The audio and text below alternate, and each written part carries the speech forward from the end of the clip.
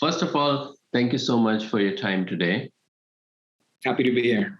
What I try to do with these interviews is to go through your career journey, how you started, and how did you find that this is the right career for you, this is the right job, this is the work that you want to do, and then how you excel into that. So that's kind of the core of it. And then later in the interview, I ask how you find your dreams, how you set your goals, what your time management method, and then finally a message to the audience. So it's a very simple format. I wanted to give you an opportunity to share with the audience who you are and what you do and how you can help them. Okay. Well, my name's Noel. I live in Puerto Rico. I've been a copywriter for over 10 years. What I try to do on Twitter is offer guidance for aspiring copywriters, other people who want to possibly have a career in advertising, marketing, content creation. So what I do most of all is talk about my experience. I don't consider myself necessarily an expert, but I do try to talk about my experience and the steps I took, the missteps as well. And hopefully that can help somebody who's a couple of steps behind. And it's been great so far. Because I really do feel a sense of achievement when I help somebody out. And so far I've had the opportunity to do so. Right now I'm not offering any products or services at the moment. I'm just trying to help out. I don't discard, obviously this year at some point, maybe putting up some digital products for sale. But for the time being, I'm just really sharing my knowledge with my followers, my small community on Twitter. And it's been very rewarding. So anybody who is listening to this episode, connect with him on Twitter, join the spaces that Noel joined, and you will learn a lot from those discussions. I have been learning a lot from those conversations. So Noel, am I pronouncing your name correct? Yeah, you can pronounce it anyway. Some people say Noel, it's fine. Okay. I don't have a preference. It's okay. Okay, thank you. So what you wanted to become when you was in high school? In high school? Well, I had a band, and I guess I wanted, to be a working musician. And at some point I started to realize I needed to study something. So I studied literature, and I didn't really have a concrete goal set up right there. And what ultimately happened is I ended up kind of wasting a bit of time while I figured it out. But I continued to play music. That was a very creative output. But the goal was always to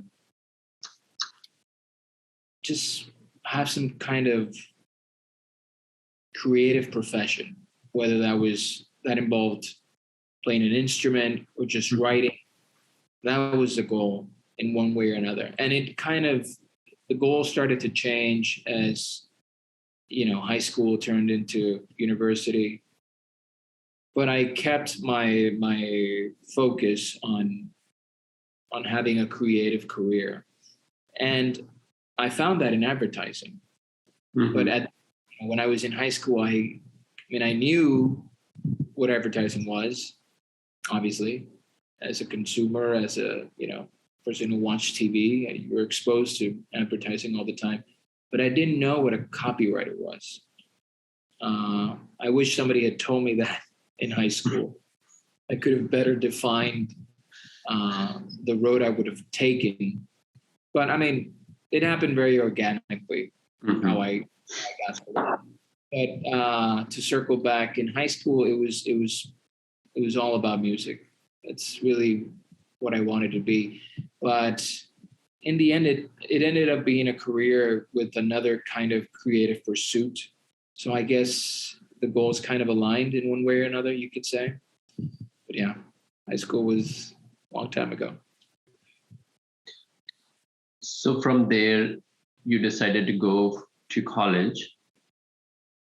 And I'm assuming you finished the literature there, bachelor degree or something. Yes, I studied English literature. And, during those years, I had the chance to write, obviously. You have to write when you study literature. And I got a good sense of it. I mean, I got a good feeling from putting words together. It's not that I hadn't written before, I had, but I don't know, something kind of changed around the time I was 22. I realized I really wanted to kind of find my voice as a writer. I'd written songs. I led the band. I still had the band at the time. But I wanted to find my voice as a writer. And that was a little harder to do at first. So that eventually led me to write for some online publications that had record reviews and stuff like that. At first, it was just a blog that I had. That was a little pointless. There wasn't a whole lot going on there. I mean, when I mean pointless, I mean there wasn't an audience except my friends and my girlfriend. But that led me to start writing for these other publications. After that started happening, other websites reached out to me so I can write for them as well, and on a variety of subjects. And the thing is, I wasn't getting paid. This is when you're doing record reviews for websites, and this is 2009, more or less. So things were different back then. That you get paid with the record. Essentially, they would send you some music, and that was good enough. You got your name on the website. You got the recognition, and that was it. There was no money coming in. Eventually, I started working at a hotel, and I would stay up all night. And part of the time I was supposed to be working was dedicated to writing. And I think that kind of honed my craft. I ended up writing for a short-lived publication in New York called Byline Beat. And I worked with this guy named Michael Rush. He would become eventually an editor for BuzzFeed. But at the time, he had this small publication. I started writing for them as well. And that kind of broadened my horizons. I kind of saw what I was capable of as a storyteller. That was amazing. That felt like a turning point for me. And then at some point, I met a lady named Sally, who was a copywriter. And I was, you've probably seen Mad Men, the advertising show, Don Draper. So when she said copywriter, it clicked. I was like, oh, so you write, TV commercials, you write radio spots. And I was immediately intrigued. So I asked her about the work she was doing, and we got to talking. But this is like 2011 at this point. So eventually she started telling me about the project she was doing. It was mostly social media for digital ad agencies. At the time, this was a very novel concept. Most, if not all, advertising agencies were traditional, meaning TV, radio, out of home, billboards, stuff like that. Digital was like very new. So I started writing social media content for her, and that was my first paid job as a copywriter, quote unquote, or content creator. That eventually led me to meet other people in the business. And then I finally, about 5 or 6 months later, I signed my first contract with an ad agency for a full-time job as a junior copywriter. And that's it. I've been on that train ever since. But it's, what I find interesting is from a complete lack of direction in my years studying literature, the years afterward, working these, meager jobs, eventually I landed where I wanted to, which was, a career in a creative pursuit, which is, marketing and being part of creative department. It was very fulfilling. And I worked at ad agencies for 8 years after that. How many years it took for you from the bachelor degree to this job? Took a while. It took a while. I mean, well, this year is my 20th graduation anniversary. So that was 2002. I landed the job in 2011. So that was 9 years later. Oh, wow.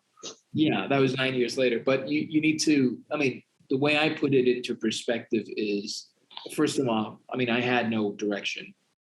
I was studying literature. I knew I wanted to write for a living, but then it's like, well, how do I do that? I mean, do I become a professor? Do I even want to become a professor? And I wish somebody had kind of given me some guidance. So those years were formidable because, I had to teach myself essentially, and having these other jobs, I even worked as a production assistant on TV commercials and film. Even having those jobs and, sometimes even failing at those jobs continued to kind of fuel my desire to have a creative career. Mm-hmm. And at the same time, I was teaching myself. I was writing for myself. I was writing for other publications. I was kind of honing these skills that eventually led to that. So, I mean, no regrets for me. I do wish I'd taken less time, to be honest. But those were great years. Those were really great years, full of mistakes and missteps. But there was a lot of catharsis when I finally realized, well, this is what I want to do. This is what I can do. This is what I'm capable of doing. This is how I'm going to use these skills to the best of my ability and have a career. That was eye-opening. I wish it'd taken less time to have that moment of clarity or that to find that direction. But everything's going to happen when it needs to happen. I like to flow. And yeah, I can be very impatient, but eventually, mm-hmm. Through my experience, eventually we get to where we're going sooner or later. And that was the case for me. And I can resonate with that, Noel, that I guess with everyone, this is a constant truth that they regret the time that they have lost in different phases of their life. I took a long time to complete my engineering. Then I waited too long to become a manager because I didn't feel ready. And last 3 years, I was in circle on to decide what I wanted to do next. Do I want to continue with my corporate ladder aspiration, or do I want to do something different? And I feel like I started this channel 6 months ago. I started focus writing 3 years ago. I should have done it a long time ago, right? I started my first blog in 2006. I wish I continued. I had a proper writing blog where I was focused in 2012, but then I abandoned it. I focused more on building an agency, my own offshore company. So there are different patches that I feel I should have done at that point. But the way I see things is, I don't know if you have played that dot picture game. It's a paper where bunch of dots, and then you connect the dot, and end up when you complete, you see a picture. So the way I see our life, and especially the career, is we are working in different areas of those dot picture. So sometimes we work on the left side, then right side, top, middle, and then while we are working on this, it feel like the time that we was drawing the left side was wasted. But then at some point we realized that when we connect all the dots, we realized that all these experience was preparing us for this picture. And then we see the big picture. So I am true believer that everything, every situation, every person that we came across gave us something, an experience that basically preparing us for the future. Yeah, I agree. I think we're all made up of the different experiences we have, the people we interact with, and the things we learn. I mean, and most of all, our mistakes. I mean, when you fall, that gives you some perspective. Yeah. And if you keep going despite your failures, it just shows that you have conviction. And I had what I thought was a career pathway in production when I started working on film sets, and that fell apart completely. So I had to do some soul searching and kind of find what was Act Two. And that led me to start writing for this website called examiner.com that I don't think they exist anymore. And that put me on the path that led me to advertising. So I think everything that we go through is not in vain, even the bad parts. Mm-hmm. Eventually they're going to lead you to where you're going. I really believe that. I think, there was some really bad times for me, just professionally speaking, where things fell apart completely, when I was fired from jobs. And that all really contributed to me wanting to have a career, like really wanting to have a career. And once I had it, like really appreciating it. I eventually I did become jaded with the advertising industry. But the fact that it was such a struggle to get there made me appreciate it so much. And that to this day, I still carry those lessons with me. I took an interview with somebody named Mr. Larry. That's my second episode. And one of the things that he said that I wish I knew this, the wisdom that I have today in my 20s. And then he added that, but I don't know if somebody have told me exact these things, I would have believed and followed it.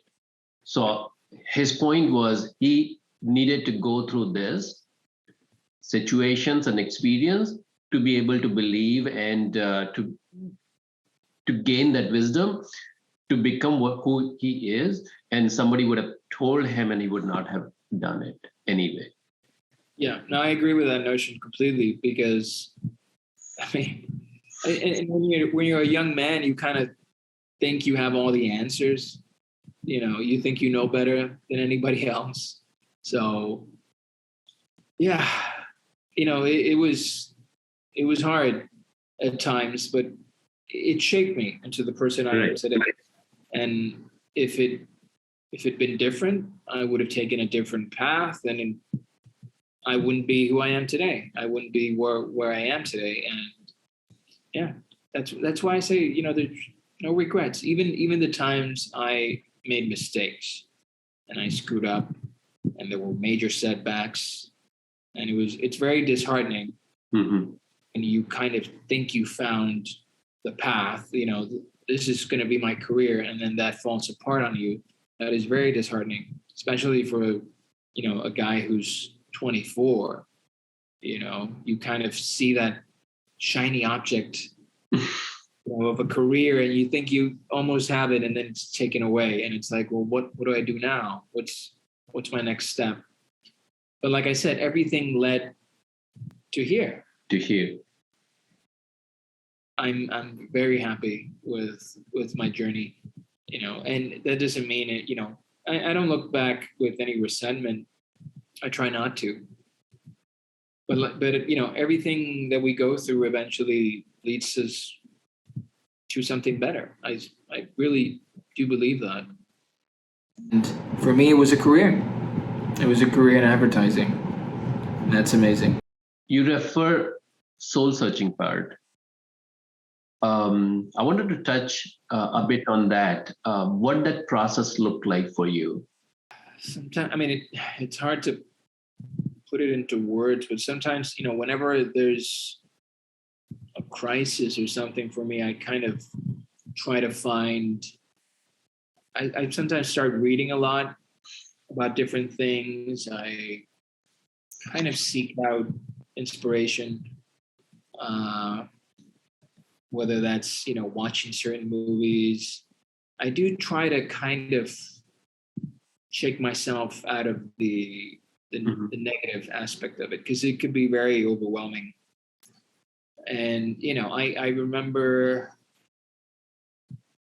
just after everything went, everything went wrong with my job in the film industry, I ended up going to Europe for about 3 weeks. My brother was studying over there in Madrid. And I went by myself.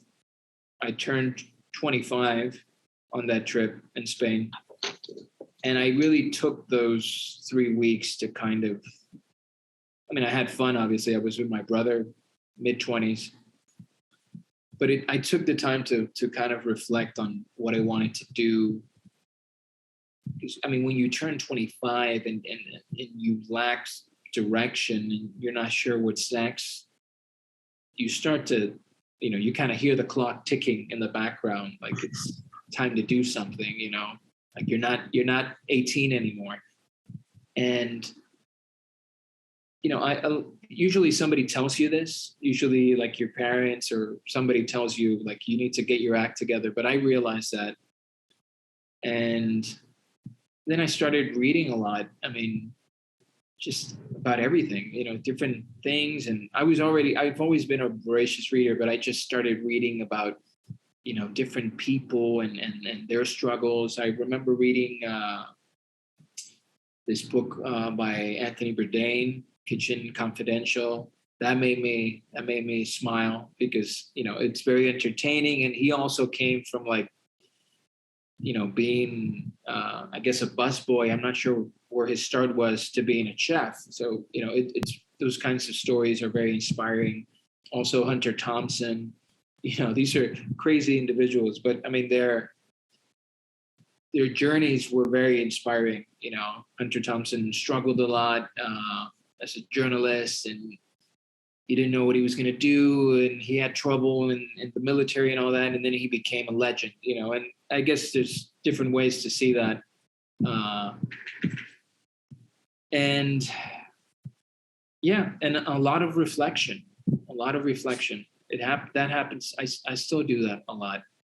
Kind of pause and take stock of what's going on, and kind of reflect on what's the next step. I had to do it again at some point in my advertising career when I started to realize I wasn't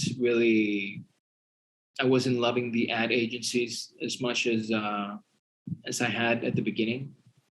That became a bit of a professional crisis. And again, I started, reading books. I read The Subtle Art of Not Giving a Fuck by Manson.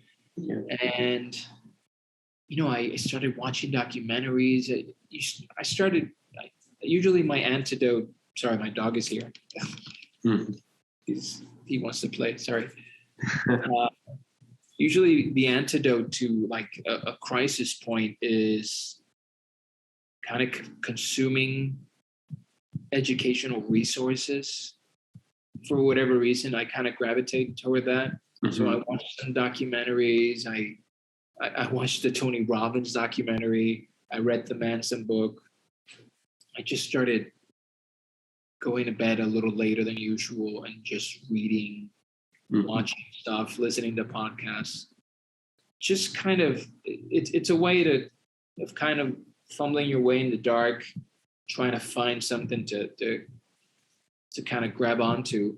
And, those can be difficult times, but eventually you get through it. And yeah, that's what I define as soul searching. A lot of contemplation and trying to find a way forward.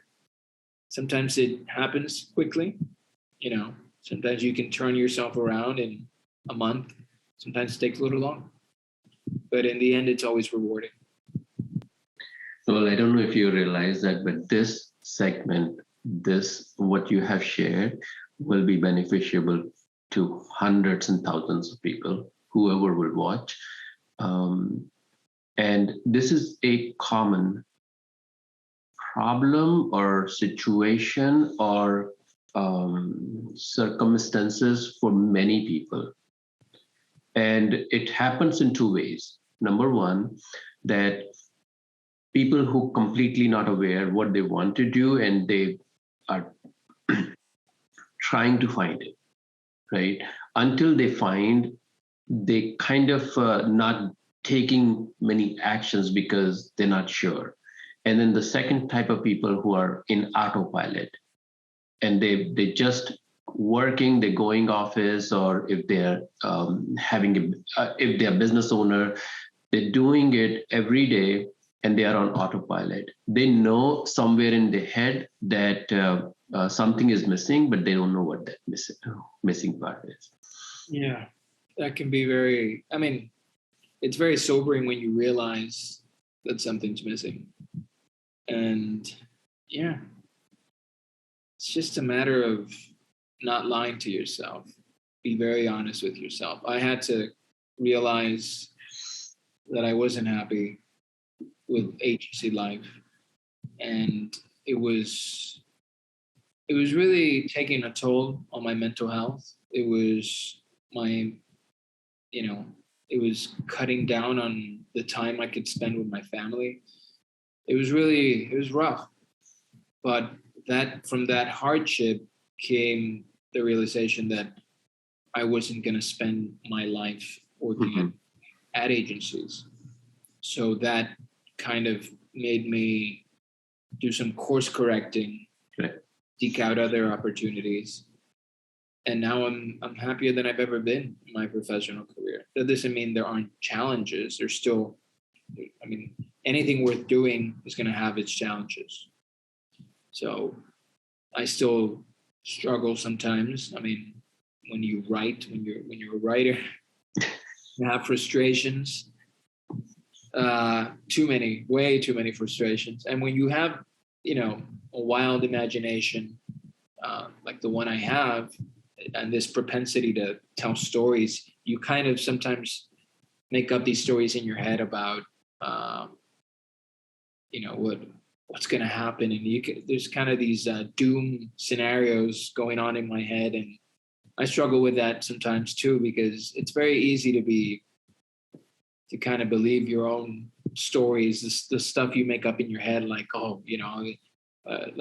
this can be imposter syndrome. This can be just kind of the thought that, they're going to find out I'm not really good at what I do. And, oh God, what's going to happen then? Like I've been fooling everybody for 10 plus years and they're going to find out what's going to happen. That happens a lot. But I think it comes from a place of really caring about what you do. I really care about my craft. I try to be a professional. And it's the fact that I care so much that kind of makes me have some of that imposter syndrome. I think it's just, the only people who are worried about losing their jobs or falling into these professional pitfalls are the people that really care. I find that I care a little too much and that can be detrimental at times. It's just a matter of balancing it out, That's a great way of looking at it. That's definitely a different perspective, and it does make sense. So you had the situation where you was not sure, and now you are in a situation where you're sure what you want. You are in a job that matches to your aspiration. How does that feel like? I think it's great. For starters, the company I work for now has great values. They really value us as individuals. They put family first. And that is very refreshing, after 8 years spent in advertising agencies where, the ad game makes these completely absurd requirements of the individual, working all night at times, missing, if I had to film a commercial at Home Depot, for instance, I would have to essentially stay up all night, and sometimes I wouldn't have the weekend with my family. That can be very demoralizing. So coming from that, and then coming to a company that doesn't expect you to work more than 40 hours a week, they value your mental health and they value you as an individual. That's amazing. That's really amazing. So like we talked about before, it's part of the journey. You sometimes have to suffer those pitfalls and those missteps before something better comes along. That's where I'm at now. I'm very, very grateful. What's your day look like, Noel? Well, I mean, with the pandemic, it's weird, but I get started pretty early, like around 4:30 a.m. I wake up, I stretch, I go exercise, come back, and that's usually when the kids wake up. Get the kids ready, they go to school. I've been doing meditation again. I've been not doing it for years, so I do that. And then usually I have a little bit of time where I can either invest in, passion projects, maybe do a little writing, little handwritten journaling or something like that. And then I get started with my job at 9. And that's it. I work till 6 or so, usually between 8 and 9 hours. And then after that, it's family time. And I try to get to bed early. But yeah, I mean, it kind of took the pandemic for me to put everything in order. I wasn't exercising for about 3 years or so. It's kind of hard when you have really small kids, but they've grown a bit. My daughter is 6, my son is 4. So I kind of feel now I could, maybe around 7 months ago, I could start making these changes that would make me healthier, give me more energy, make me, a better employee, hopefully a better person too. So that's where I'm at now, especially with the meditation and the journaling. I'm trying to kind of improve a lot. And that's kind of the journey I'm on right now. And you're writing a novel as well. I finished the novel. I did the first draft years ago, and I've been, right now I'm on the 5th draft or the 6th, I don't know. But I do want to finish it eventually because I'm sure when I write a second novel, it's not going to take that long. But I do want to get this one right. So I sometimes work on it for 6 months and then I stop for a year. But I do have a lot of work to do on that. But I'm confident I'll get it done, and hopefully published in one way or another. Maybe self-publish. These days, anybody can do that. So, but I do want to get it to a quality that I'm pleased with as a storyteller. Obviously, since I've been working on it for years, I've gotten better at certain things. And that's really rewarding too. I go back and I'm like, well, I could have done this a lot better. And then you realize now there's more criteria at work. There's more experience for me to draw from. So that's also rewarding. That's also kind of a way to grow. But I think it's time to kind of let go of that project soon. Hopefully this year or the next at the latest. I really kind of have to put a deadline on it, because otherwise I'm just going to work on it for the rest of my life, you know.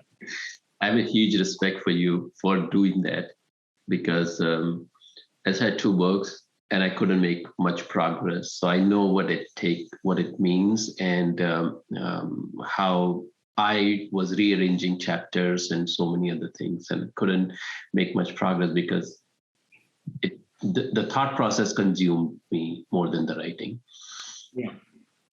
Yeah, it's something else.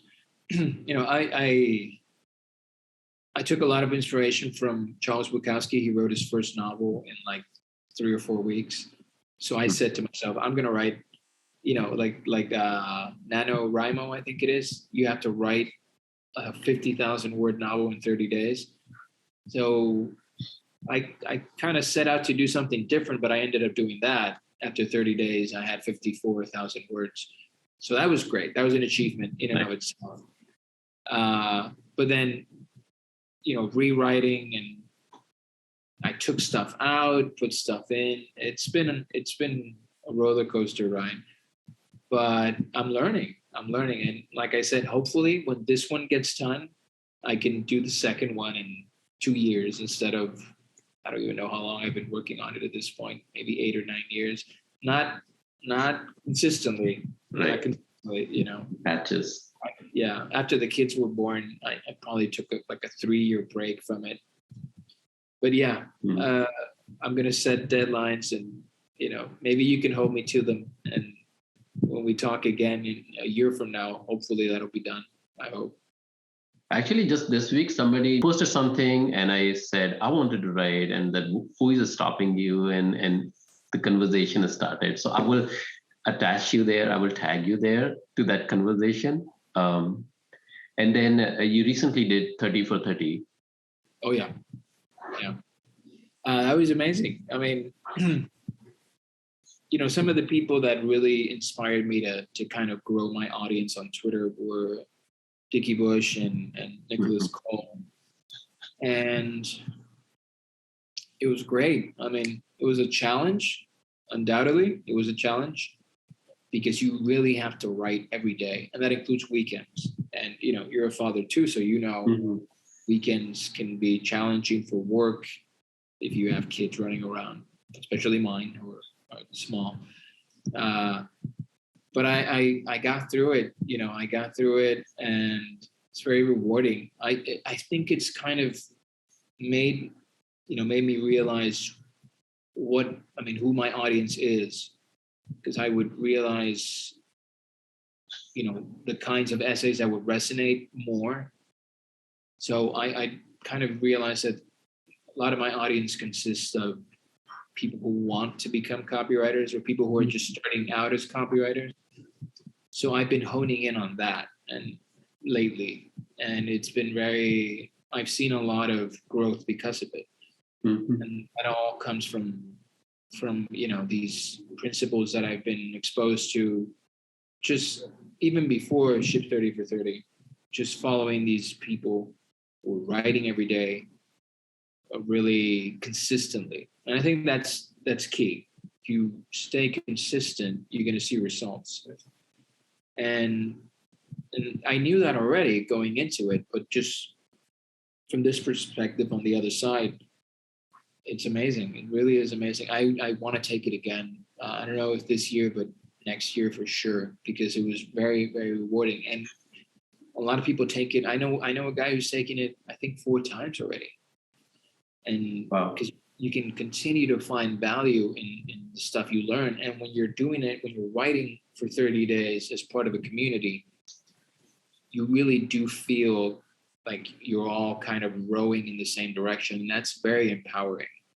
So, I mean, if anybody who has a chance to do that, I would suggest you do so, because it's as a writer, it was, you know, even for me, that I've been doing this professionally for over 10 years, you can still learn new things. And, you know, there were people taking it who were, you know, retirement age, like 60 plus.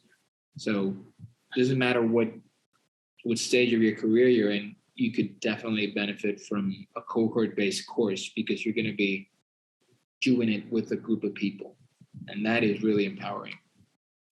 Yeah, I heard about it last year. I wanted to do it, but then I think it was $400 or something. So I didn't do it at that point. Yeah. Well, I mean, I think they're, if you sign up early, you can get a discount. I'm not sure.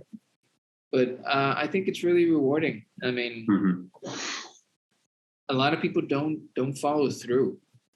A lot of people don't follow through. I notice a lot of people fell off. So it can be frustrating, but that's part of growing. You have to kind of take those hits. And frustration is a big part of it. So last year, I wrote 51 articles in 51 days. That was, I think, before I found this program. But there were people who were writing 30 days, 60 days, and I started doing that. And it removed the blockage that you have in the head, and then your own personal belief that how much you can write. Writing I started with 30 days and then extended it up to 51 days, and then it was good. It was, I think I was able to do a lot last year and I started this channel because I consistently write for 51 days and was able to believe beyond what I used to believe. Yeah. So I completely agree. And at some point I will join, especially to connect with other people, other writers. That's a big part of it. The community is really a big part of it. And you get to learn from other people, who are writing, but in different areas, different industries and stuff like that. That's very, I think that's probably the best part, the community aspect. All right, so let's move to the last two questions. Number one, what's your goal setting and time management method? Goal setting and time management? Yeah. Well, I usually, I usually have goals set up for quarterly goals, which are, 3 months at a time. And I have some that management holds me to, but I have my own. I keep lists a lot of lists, a lot of handwritten stuff. I use Evernote too to keep lists that I can access on a computer. I can access on my phone, iPad.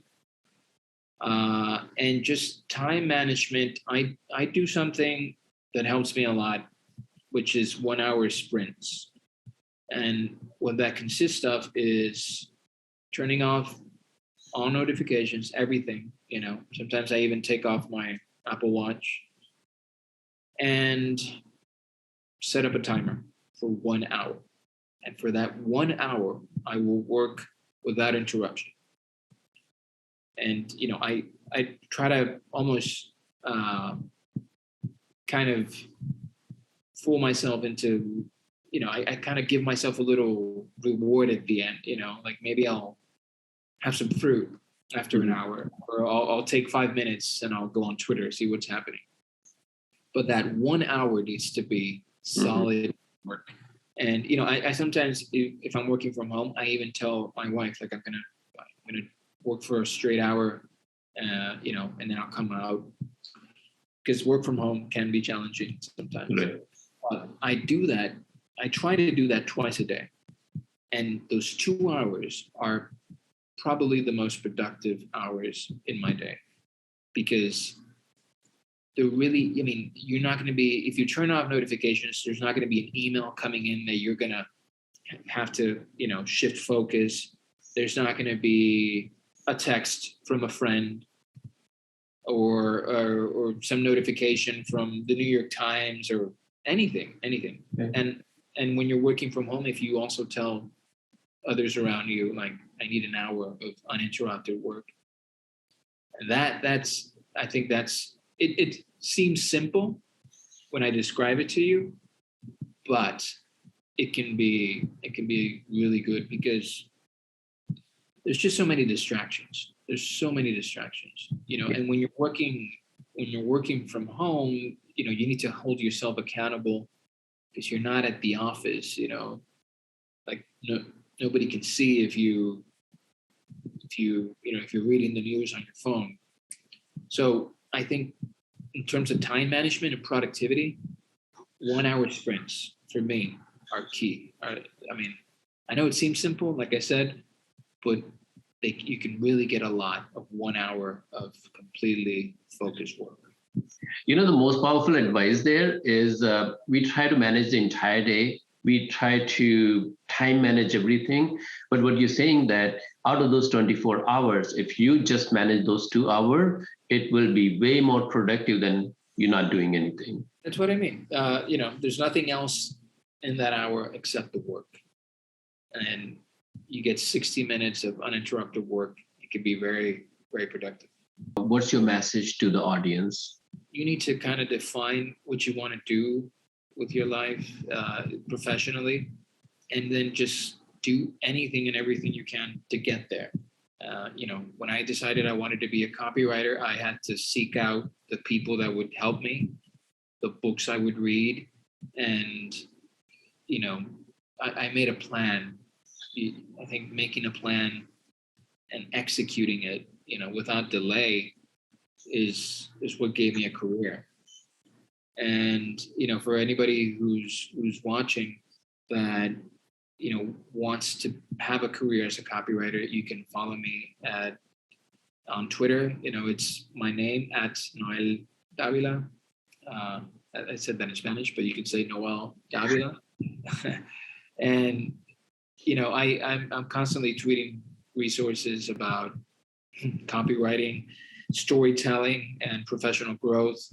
And, my DMs are open. Anybody can reach out. I'm always happy to help, whether it's resources or just a little bit of guidance. I had people who helped me.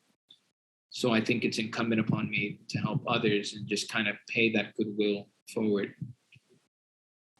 Great. It was a great discussion, Noel. Thank you so much for your time.